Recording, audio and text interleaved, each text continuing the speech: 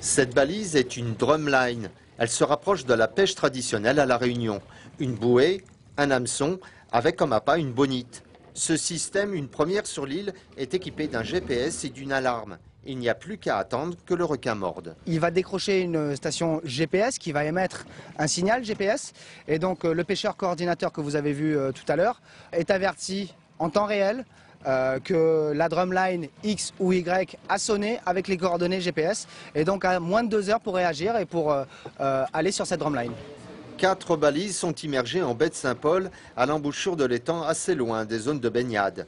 À partir d'aujourd'hui, pour une durée de 6 mois, les pêcheurs mandatés par l'association Prévention Requin Réunion sont en alerte 24 heures sur 24, tous les jours, sauf le week-end. Ces dispositifs sont mis en place pour pêcher le requin bulldog, essentiellement, car on a constaté sur les cas fatals d'attaque de requins que 100% de ces attaques avaient eu lieu par des requins bulldog. Alors on va dire que le but c'est d'attraper les requins. Tout à fait. Les requins les plus accidentogènes à la côte pour ses usagers et pour les Réunionnais. Il faut aussi pouvoir approvisionner ce programme Ciguatera au plus vite. Voilà, donc le projet Cap Requin va dans ce sens-là, d'approvisionner Ciguatera 2.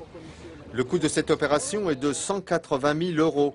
Depuis 2 ans, 19 attaques de requins ont été recensées, faisant 8 victimes, dont 5 décès.